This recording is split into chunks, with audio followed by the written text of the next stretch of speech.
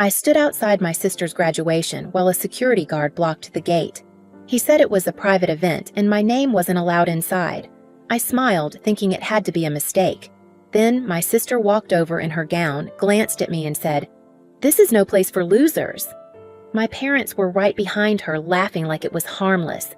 I didn't scream. I didn't argue. I went home quietly. What none of them knew was this wasn't humiliation. It was a decision. Because that same night, I changed one sentence, and her entire future started to unravel after that. My name is Evelyn. I'm in my mid-30s, and on paper, my life looks fine. I work an administrative job that pays the bills. I live alone in a small one-bedroom apartment in West Haven. It's quiet, clean, predictable. The kind of place you end up with when you've spent most of your life making sure other people are okay before checking on yourself. Growing up, I was the older sister, the easy one. The one who didn't cause problems. Before Jessica was born, my parents used to say I was mature for my age. After she arrived, that same word started meaning something else. It meant I should understand. I should wait. I should give in. Jessica needed more attention. Jessica was sensitive. Jessica had potential. That pattern never really changed. When Jessica went to college, my parents framed it as a family effort. They didn't ask directly. They never do. It was more like, "She's so lucky to have a sister like you," or "You're better with money anyway." So I helped. I covered her rent. I took care of some bills. Not exact numbers, just whatever kept her afloat. I told myself it was temporary, that it meant something. Jessica never thanked me. Not directly. She didn't have to. My parents praised her for being independent while quietly sending me reminders when payments were due. I learned to separate my feelings from my actions. That's what responsible adults do, right?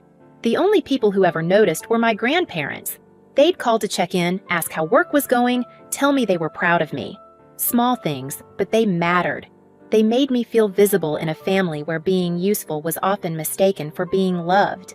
When Jessica's graduation came up, no one formally invited me. There was no message asking if I could make it. I found out through the family chat photos of decorations and excited comments flying by like I was already supposed to be there. I assumed it was implied. Of course I'd come. I was her sister. I picked out a simple outfit. Nothing flashy. I didn't want attention. I just wanted to show up. I didn't know that showing up was the one thing they never planned for. The house was easy to find. Cars lined the street, music drifting from the backyard, balloons tied to the fence like they were announcing something important to the entire neighborhood. I parked a block away and walked the rest, smoothing my shirt, reminding myself to smile. This was Jessica's day. I wasn't there to take up space. I just wanted to be present. At the gate, a security guard stepped in front of me with a practiced smile that didn't reach his eyes. He asked for my name, then glanced at a clipboard. His finger slid down the list once, then again. He shook his head. "Private event," he said. "You're not on the list." I laughed softly, not because it was funny, but because it felt unreal. "I'm her sister," I said, nodding toward the house. "There's been a mistake." He didn't argue. He just tilted his head and called someone over his radio. I waited. The music kept playing. People walked past me with wrapped gifts and drinks, barely noticing I was there.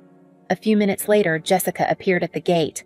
Cap off, gown open, hair perfectly styled like she was about to step onto a stage, not greet family. For half a second, I felt relief. She'd fix it. Of course she would. She looked at me then at the guard, and her expression didn't change.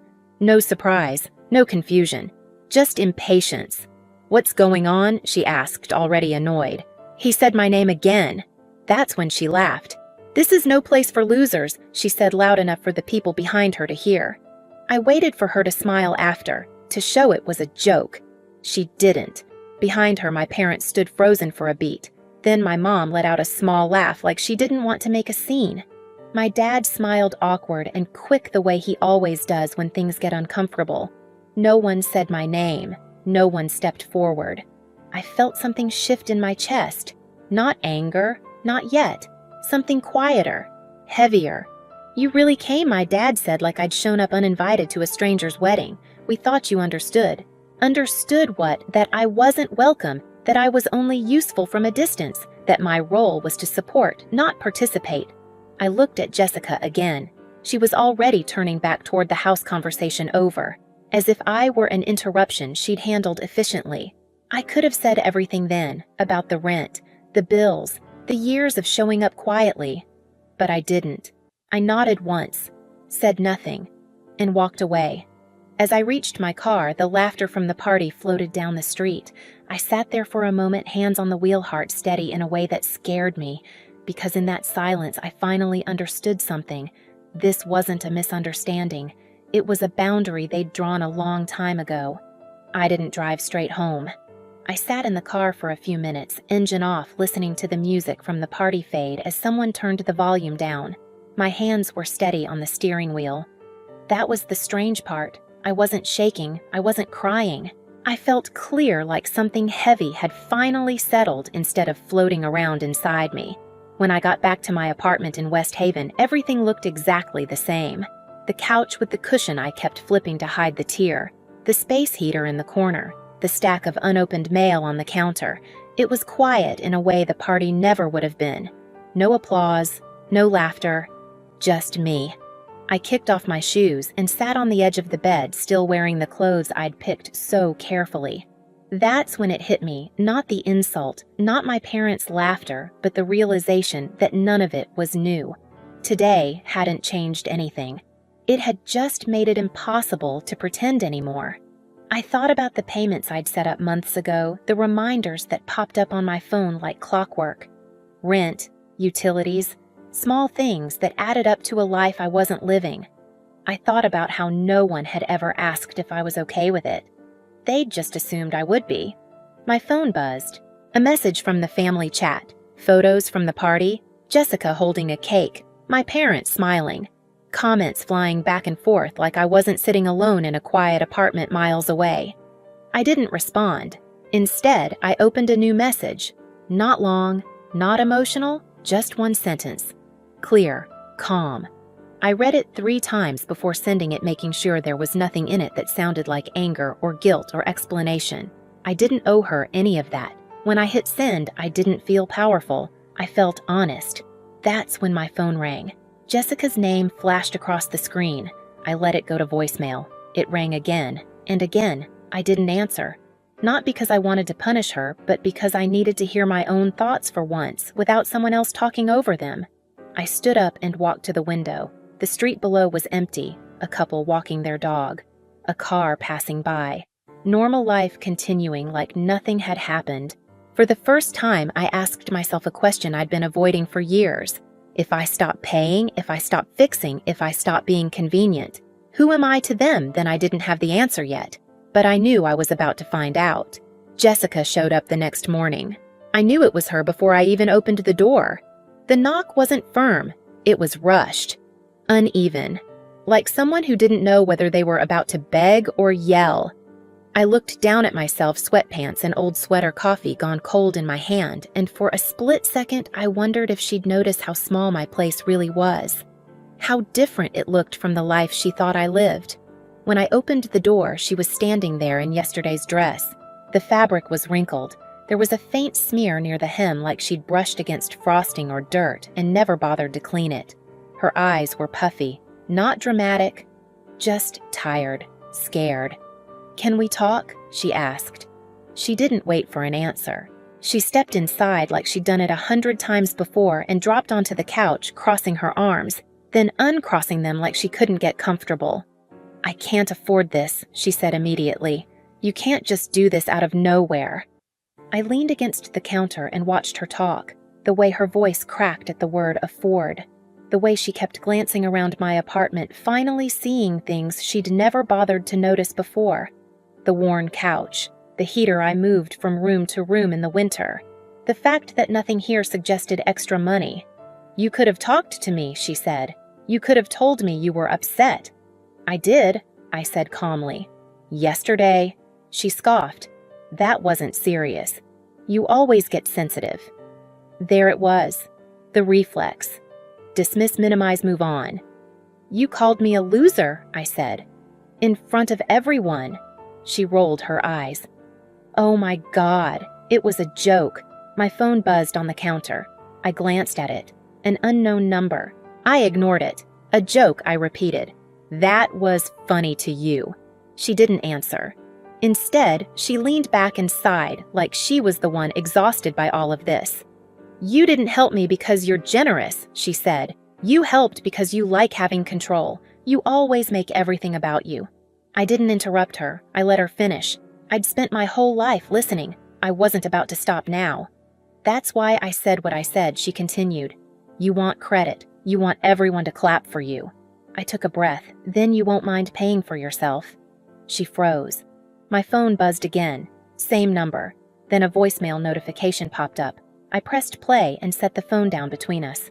It was my grandmother. Her voice was soft, steady. She said she'd heard what happened, that they hadn't been invited either, that my sister's words were cruel, that my parents' silence was worse. She said she was proud of me, that she and Grandpa would stop by later with coffee if that was okay. Jessica's face drained of color. They weren't invited, I asked quietly. She looked down at her hands. Mom said, She said Grandpa always complains, that he'd ruin the mood. He paid for Dad's first car, I said, and Mom's medical bills. Jessica didn't argue. She didn't need to. The truth was already sitting between us. Another knock came at the door an hour later. My grandparents' car was parked outside, familiar and unassuming. Jessica stood up immediately. I should go, she muttered. I have to study. She slipped out without looking at them. My grandparents stayed for 2 hours. We didn't talk about the party much. We talked about work, about how fast time moves when you're not paying attention, about ordinary things that suddenly felt rare. Before they left, Grandpa squeezed my shoulder. You don't owe anyone your silence, he said. After they were gone, the apartment felt different. Not heavier, quieter in a way that felt earned. I sat on my bed phone in my hand and finally checked my messages. That's when Megan's name popped up. She came by that afternoon, awkward and apologetic, holding a container she clearly didn't know what to do with. She sat on the edge of the chair and took a deep breath. I didn't know they wouldn't let you in, she said. And when Jessica said that thing, I laughed. Not because it was true, because I didn't know how not to. I nodded. I know. Then she pulled out her phone. There's something you need to see. It was a group chat, Jessica and her friends. Messages scrolling back months, jokes about how I paid her bills, how I'd always show up anyway, how I was obsessed with being included. One message stood out, followed by laughing emojis. He pays my rent and still gets treated like garbage. Loser. I stared at the screen. I didn't feel angry. I felt confirmed. Can you show this to Mom? Megan asked quietly. I nodded once. That evening, I opened the family chat and dropped the screenshot in. No explanation, no caption. Just proof. The chat went silent. Minutes passed. Then Aunt Linda left the group. Just gone. I didn't wait for the rest. I drove to my parents' house. My mom opened the door looking shaken. My dad sat on the couch, hands clasped like he'd been expecting a lecture. Jessica wasn't there. I didn't sit down. I told them everything. About the payments, about being invisible, about standing outside a gate while they laughed. I told them I was done fixing things they broke and pretending that love meant compliance. I'm not punishing anyone, I said. I'm choosing myself. My dad looked at the floor. My mom opened her mouth, then closed it. I left before they could explain. That night, I posted the truth online. Not names, just facts. I wrote until there was nothing left to hold in. And for the first time, I slept without feeling like I was waiting for permission. The fallout didn't come all at once. It came quietly. The family chat stayed silent. No apologies, no explanations, just an emptiness where noise used to be. I didn't chase it. For the first time, I didn't feel responsible for filling the gap. I stopped the payments. All of them. Rent, bills, anything tied to Jessica's life that wasn't mine to carry. Nothing dramatic happened. No police. No screaming matches. Just consequences settling into place. My grandparents came by a few days later. We sat at my small kitchen table with coffee that was too strong and pastries that left crumbs everywhere. Grandma reached for my hand and said, "You did the right thing." Grandpa nodded. That was enough. Ryan ran into me at a grocery store downtown. He looked uncomfortable, like he'd rehearsed what he wanted to say and still got it wrong. He admitted he'd laughed that day, said he shouldn't have. He handed me some cash and told me to have lunch on him. It wasn't about the money. It was about being seen. I thanked him. That night, I met Leo for dinner at a little place in the city. We talked about old movies, bad jobs, how strange it feels to start over in your 30s. I laughed without checking myself, without shrinking. When I went home, my apartment felt different. Still small, still imperfect. But it was mine. And for the first time, that felt like more than enough. I didn't lose my family.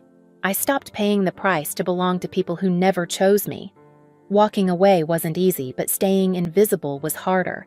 If there's one thing I learned, it's this: love doesn't demand silence, and family isn't supposed to cost you your dignity. If you've ever been treated like you only mattered when you were useful, you're not alone. Share your story in the comments. And if this hit close to home, hit subscribe so you don't miss the next one.